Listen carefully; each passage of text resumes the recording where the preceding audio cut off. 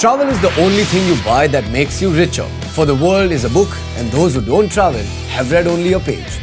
This time we left our footprints way down south, the land of lush nature, thirst-quenching coconuts and a weather to die for. We had hired the powerful and stylish Mahindra XUV 500 from Miles Cars as our Sarthi for the journey. If you're in for driving through the most wonderful roads in India, Miles Cars is the way to go. User-friendly app lets you book your desired car, right from a Nano to a Beamer. And with a basic deposit, the road is yours. Throughout the 230-kilometer stretch, GPS will be your best bet to get to the Nagarhole. Make sure you don't get carried away by the beautiful roads. The route is dotted with countless villages and accidents are not uncommon. Also, get stuffed before the journey. Remember, this is not Punjab, so don't expect dabas all the way. Check in at the Cow Safari Lodge. Well, the resort is a bit on the luxury side, but you can always expect great deals through Make My Trip. Wow, 5 minutes into the place and you will be asking yourself, is this for real? Well, pinch yourselves fellas, it certainly is real. And the Kav River Lodge happens to be the best place to stay in Nagarhole. Ek to bagal mein jungle, plus the rooms, the view from the private balcony, fuck! They even offer a sleep out on the terrace. And oh my god, the swimming pool. Well, this cannot be real. The cow will have her jaws dropped and leave it like that to start munching on the lovely food. We had checked out the resort's reviews on Make My Trip app, so our expectations were high. And we weren't disappointed. The 5-course multi-cuisine lunch looked straight out of your favorite episode of Anthony Bourdain's food show. And the warmth with which they serve is to die for. Or, they have their own Black Panther here.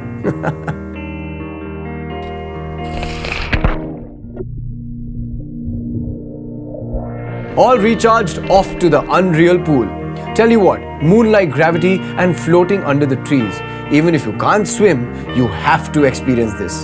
The resort being in the middle of a forest, weather is always on the chilly side after sunset. Some bonfire chit-chat and we're off to sleep, listening to a lullaby only a forest can sing, with cool breeze swaying us to a lucid trance. Early morning, we set out for the safari inside Nagarhole Tiger Reserve. The bookings were wonderfully managed by the Cow Resort, cause as it happens, the process is quite complicated. Jungle Lodges and Resorts, a government of Karnataka undertaking, is authorized to conduct safaris, but we are thankful to the lovely people at the Cow for handling it so well. The jungle itself is dense and full of life. You will spot hundreds of deers, a plethora of exotic birds, and the endemic to India, Malabar giant squirrel. Not to mention, this is one of the best places in India to spot the striped beast. So what's missing? Well, we searched and searched and searched for the mystical and truly rare Black Panther. We weren't lucky with the spotted cats, but a close encounter with elephants protecting their younglings did give us the thrills. We had come to expect out of a jungle like Nagarhole, and the landscape is magical. Thronging with wild animals, it seems as if the Jungle Book has come to life.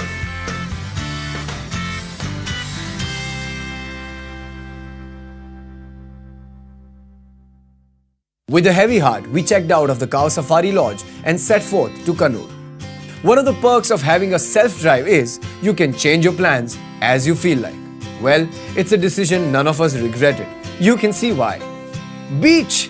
It's just 110 kilometers, but the roads are crazy windy. Kannur is a popular destination amongst the IT crowd in Bangalore and Kochi, so there are tons of hotels. You search for first-hand reviews through Make My Trip app. Postpickle suggests you to stay at a beach house like this one, the Seashell Hari's Beach House. The rooms are not luxurious, but you are here for the view outside the rooms and not inside, right? Plus, we got great discount through Make My Trip. A must-visit, St. Angelo's Fort, for the perfect location to get clicked and go crazy with just the view. There are other places too though. You can easily find the places, just visit Make My Trip app. From the fort, we rush to Muzappi Langar, Drive-In Beach. The name in itself is a tongue twister and the feels will blow your mind. The beach is sort of tough to locate on GPS. Asking the locals for help would be the best way to reach. Driving on sand is fun.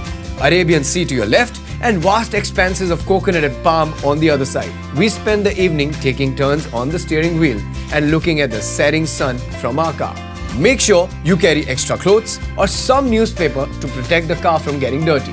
Also leave the beach before the sun sets completely. It's a challenge to locate the exit point after dark. We lost our way, and by the time we headed back, high tide had started washing away the beach with it.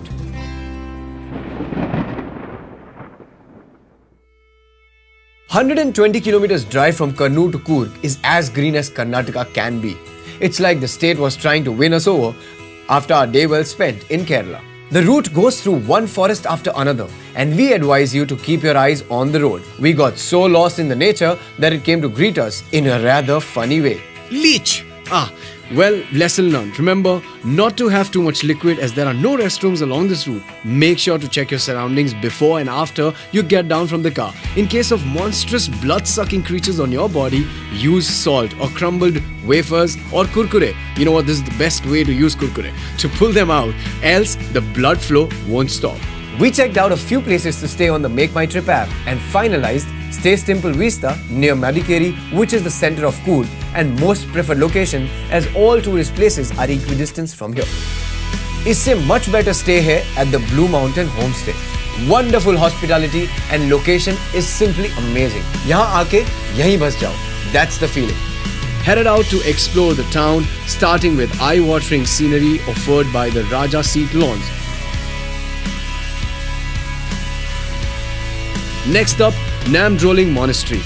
Cute monks, local food, and the ornate temple of gold and green. It's a sight to behold. It's also the only decent marketplace in all of Coorg to buy souvenirs and stuff. Let's go shopping. Pay a visit to the Dubare Elephant Camp. You can go river rafting here, but you will need to check on that beforehand as it depends on water level. Abbey Falls is another popular destination in Coorg. It's a kilometer-long trek, but it's too crowded on weekends. But Coorg is also famous for its spices. So while you're here, do stop by at any of the local shops and buy some exotic spices. From herbal remedies to tastemakers, they have it all.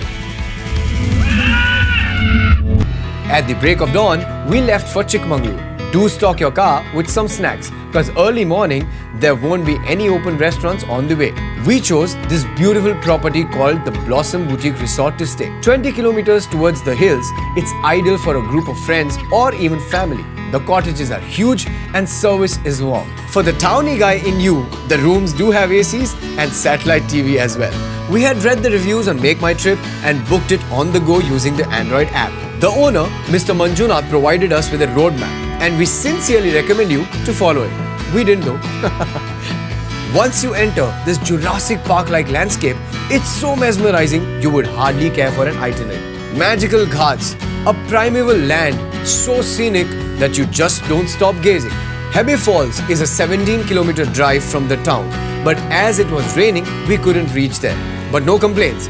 Just sitting at the Z point amongst the clouds and staring at the hills, you can spend your whole day. A picnic, just like the good old school days. Driving down the hill, please be very careful. Sharp turns and slippery roads makes it riskier. Coming down alive was a victory for us. And well, we celebrated by dancing in the middle of the road. Next morning, we woke up ekdam aaram se and I had a lazy long breakfast at Blossom's dining area. Mr. Manjunath suggested we visit Bhadra Wildlife Sanctuary, and it turned out to be a very good decision. Driving through the forest was an experience in itself, but the sanctuary was a disappointment because the rain gods decided to shower a heavy downpour on us. We came back by afternoon and headed to Mulyanagiri, the highest peak in Karnataka. It almost made us a little emotional as we realized the trip was coming to an end the next day. We spent the evening watching the clouds, wondering when we'd be back on such a trip. Karnataka, we will dearly miss you. From the heart of Postpickle's footprints. So guys, now you know what to do when you're planning a trip down south in Karnataka. Download the PDF from postpickle.com for all the maps, useful tips and practical hacks. And while you're doing that, do not forget to like, share and follow Postpickle's footprints.